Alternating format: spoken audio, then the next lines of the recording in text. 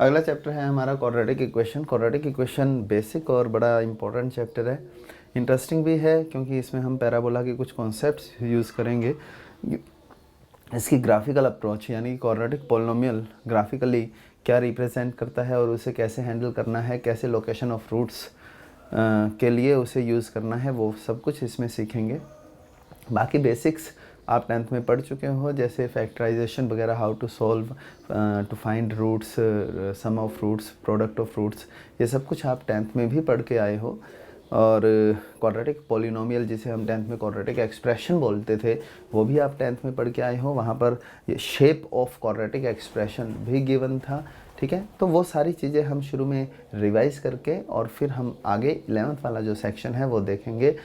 Almost हर साल JEE main में तो एक क्वेश्चन आता ही है, जेई एडवांस में भी कहीं ना कहीं इसका यूटिलिटी, इसका यूज़ आ जाता है, ठीक है।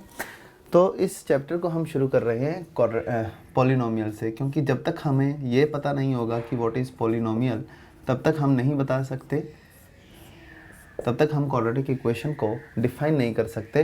What is polynomial? An expression या फिर let y equals to F X. अगर एफ एक्स को हम इस फॉर्म में रिप्रेजेंट कर पाएँ, अगर एफ एक्स को हम इस फॉर्म में रिप्रेजेंट कर पाएँ ए एन तक, where n is whole number, ठीक है, where n is whole number and a i कुछ भी हो सकता है, ये कुछ भी हो सकता है, दिस में भी कॉम्प्लेक्स, दिस में भी रियल, ठीक है। तो इसे हम बोलते हैं an expression which can be expressed in this form, that expression is called polynomial। अब यहाँ मैं ये बात क्लियर कर देता हूँ कि if ai is real then it is called fx is real polynomial, and if ai is complex then fx is complex polynomial, then F X is complex polynomial. तो जो बात मैंने यहाँ पर बताई थी वो दो पार्ट्स में डिवाइड कर दी। अगर कोफिशिएंट्स रियल हैं तो इसे हम रियल पोलिनोमियल बोलेंगे, और अगर कोफिशिएंट्स रियल नहीं है तो इसे हम कॉम्प्लेक्स हैं तो इसे हम कॉम्प्लेक्स पोलिनोमियल बोलेंगे। ए नॉट यानी कि coefficient of x power n is called leading coefficient, is called leading coefficient, ठीक। If a naught is not equal 0 this implies n is called degree of polynomial, ठीक है। If a naught equals to 1 this implies f x is called monic polynomial. if, ठीक है, f x is called monic polynomial if for some alpha f of alpha is 0, this implies x equals to alpha is called zero of polynomial।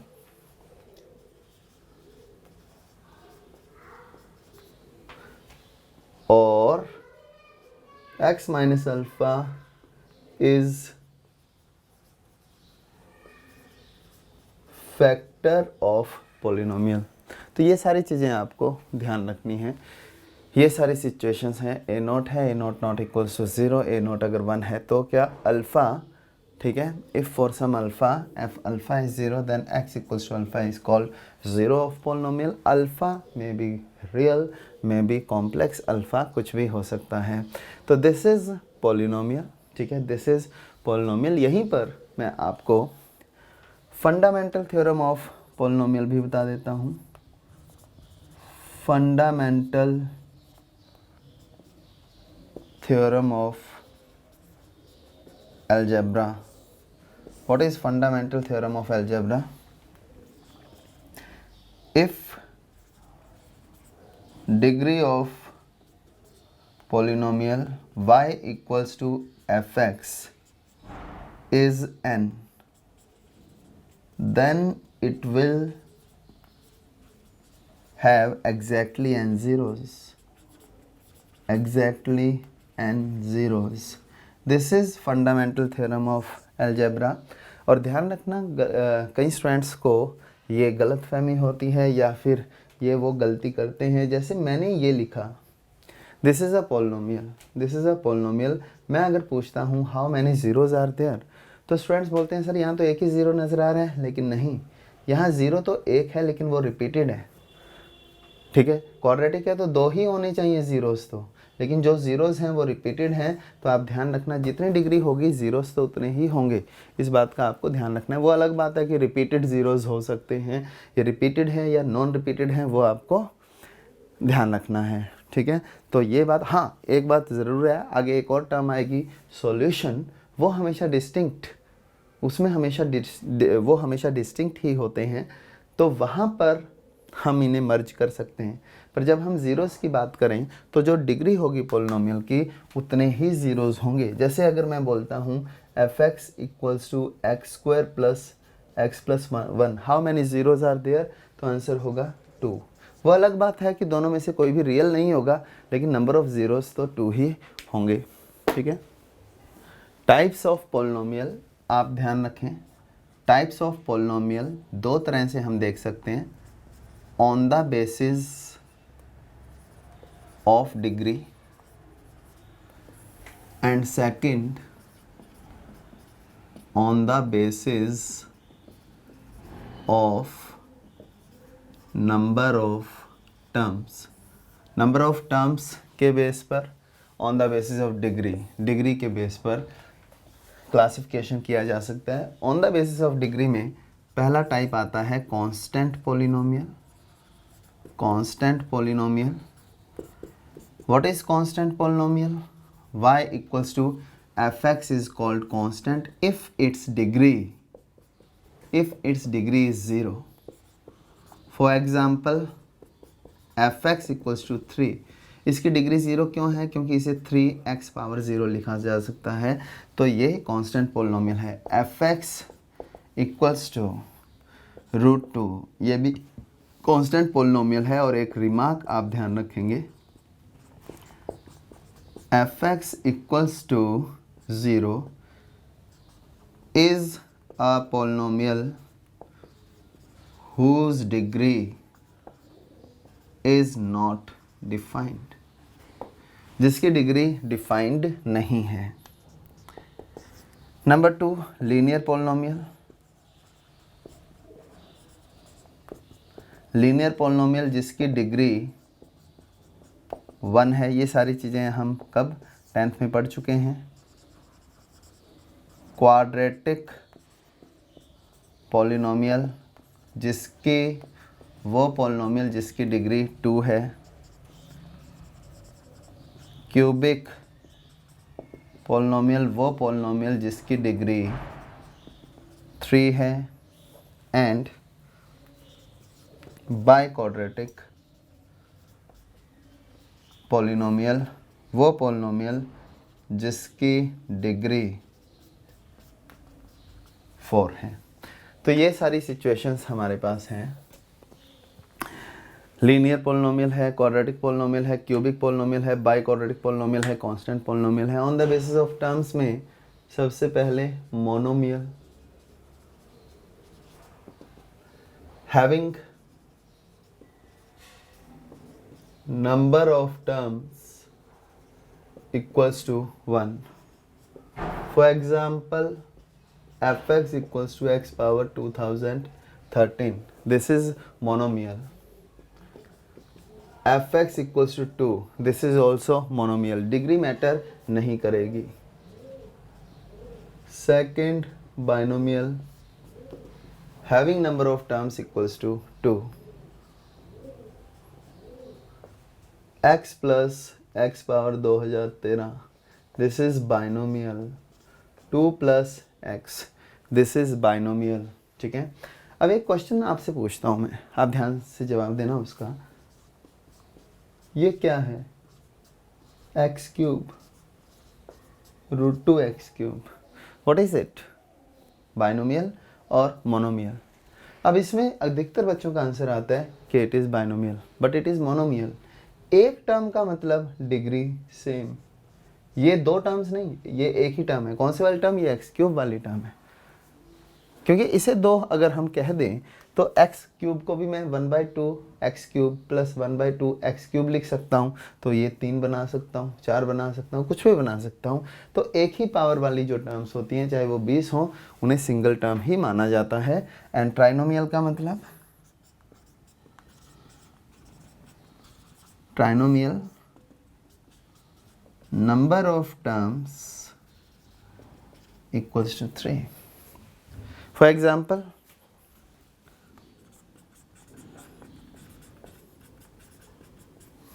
ये trinomial है, quadratic है, degree के base पर ये quadratic है, और वैसे इसे हम क्या बोलेंगे? It is trinomial. क्या है ये? ट्राइनोमियल है। ठीक है, तो ये ब्रीफिंग है पॉलिनोमियल्स की, जो लास्ट ईयर हम लोगों ने पढ़ा था। ठीक है, अब हम थोड़ा सा आगे बढ़ते हैं, हटा दें इसे, अच्छे से कॉपी करें इन सब को। ठीक है, देखो अब हम आगे बढ़ रहे हैं polynomial equations.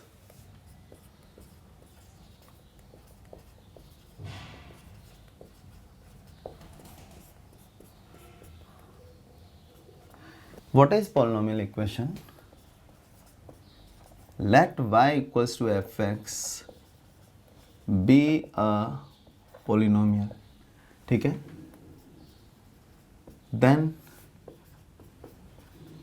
fx equals to 0 is called polynomial equation. fx equals 0 is called polynomial equation. fx equals 0 is called polynomial equation. तो ये polynomial equation है। यहीं से हम डिफाइन कर रहे हैं क्वाड्रेटिक इक्वेशन। इससे पहले, क्वाड्रेटिक इक्वेशन से पहले आपको रूट्स बता दें। What is root? क्योंकि हर चीज़ मैं मतलब डिफाइन करूँगा यहाँ पर, ये नहीं सोचूंगा कि तुम लोगों ने 10th में कुछ भी पढ़ा है। ठीक है, हर चीज़ मैं आपको बता रहा हूँ। What is root? Let fx equals 0 be a polynomial equation, then x equals to alpha is called its root if f of alpha is 0 or alpha satisfy fx equals 0. ठीक है, for example fx equals to x square minus 3x plus 2 equals 0, then f of alpha is 1 minus 3 plus 2 which is 0. This implies x equals to 1 is root of fx equals 0. ध्यान रखना, जो काम polynomial में 0 का था वो काम यहाँ पर रूट का है, वो काम यहाँ पर रूट का है। अब एक और इम्पोर्टेंट टर्म यहाँ यूज होती है, solution. Solution and root are one and only one thing, but root can be repeated but solution cannot be repeated. मतलब solution का मतलब distinct roots, distinct roots. For example, x square minus 2x plus 1 equals 0.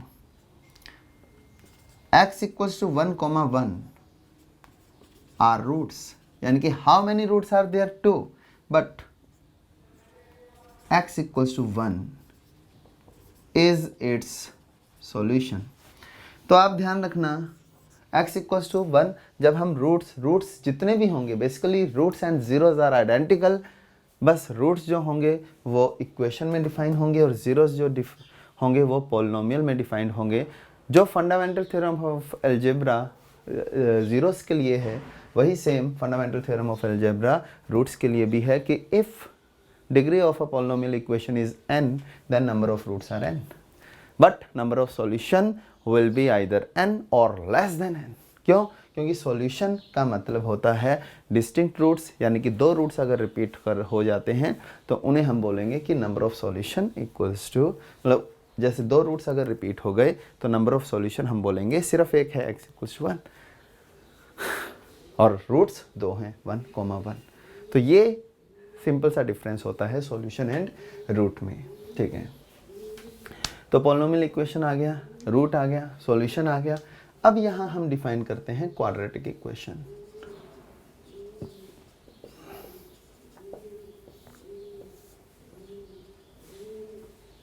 What is quadratic equation?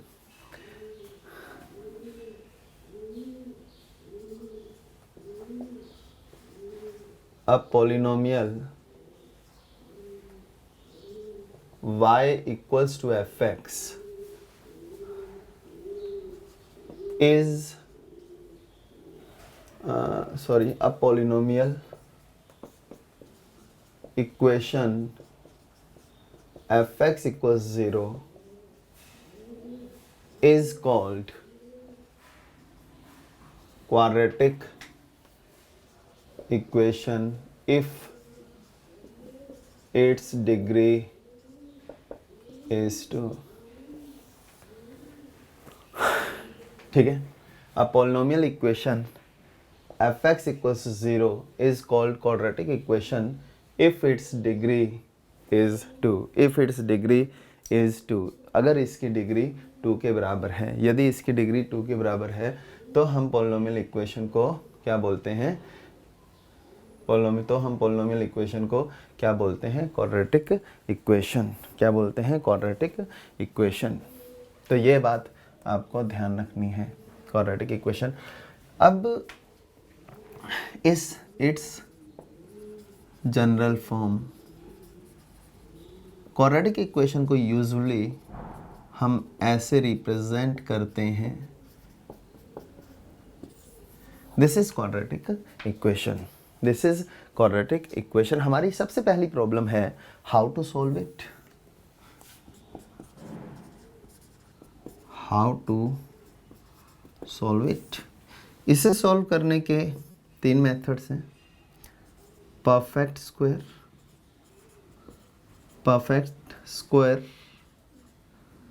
Method,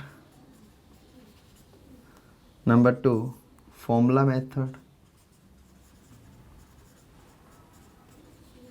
number 3 perfect square method, formula method, number 3 splitting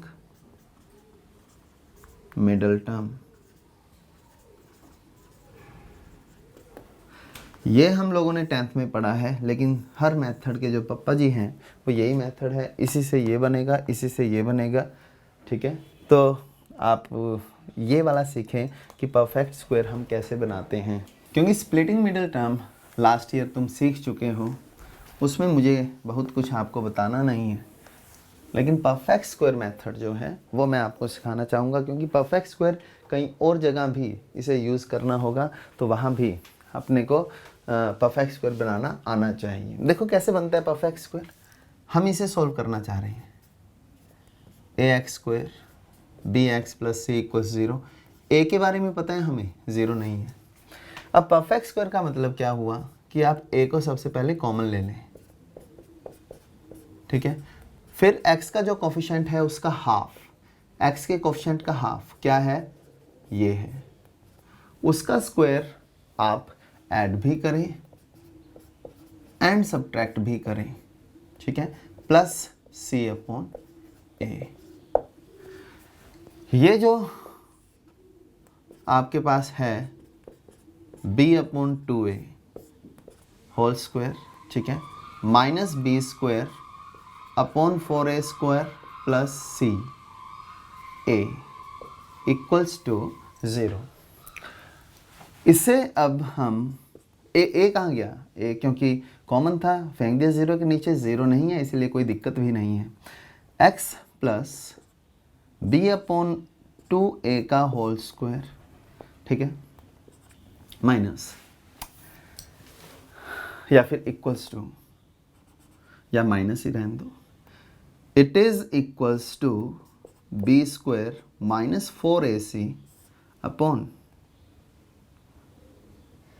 4a square equals to 0। एल्शियम calcium लेने के बाद ये आ जाएगा x plus B upon 2a का whole square minus square root of B square minus 4ac upon 2 upon 4a square का square equals to 0। बोलो सही है?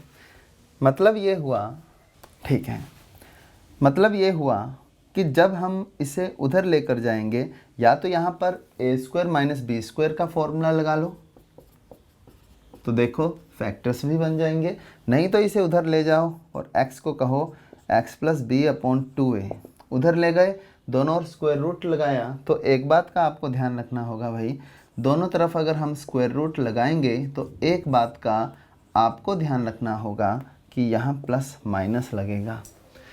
तो हमारे पास x की दो वैल्यूज़ आ गई, minus B plus root B square minus 4ac upon 2a, और दूसरी value minus B minus root B square minus 4ac upon 2a। यानी कि एक वैल्यू हमारे पास अल्फ़ा है और दूसरी वैल्यू हमारे पास बीटा है।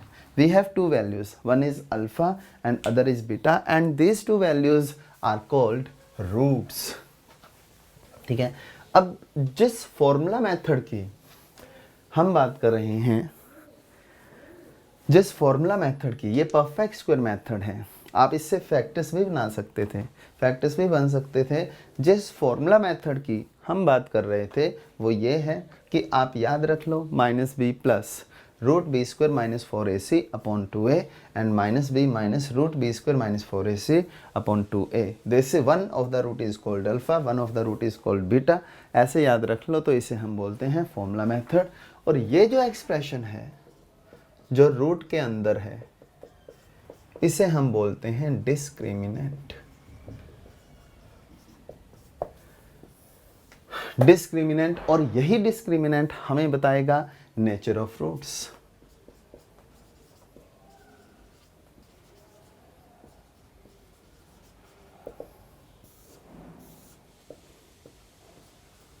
ठीक है, यही हमें बताएगा नेचर ऑफ रूट्स। ठीक है, यही हमें बताएगा नेचर ऑफ रूट्स। सुनो अब, if A B C are real numbers and we have quadratic equation this a is not equals to 0। ठीक है, ये कंडीशन स्टूडेंट्स मिस करते हैं, ये होना ज़रूरी है। जो भी मैं बातें बता रहा हूँ वो तभी वैलिड हैं जब ये वाली कंडीशन सेटिस्फाई होगी, अदरवाइज़ वो वैलिड नहीं है, अदरवाइज़ वो वैलिड नहीं है। अब ध्यान से सुनो, नंबर 1,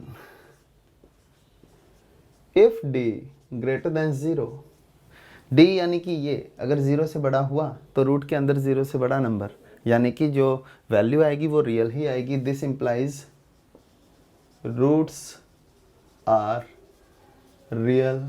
एंड अब आप एक बात बड़े ध्यान से दिमाग में रखोगे, वो बात ये है कि अगर मैं पूछूं कि what is necessary and sufficient condition for which roots are real and distinct, necessary and sufficient condition for which roots are real and distinct, तो आप कहोगे coefficients must be real and discriminant greater than 0, coefficients must be real and discriminant greater than 0.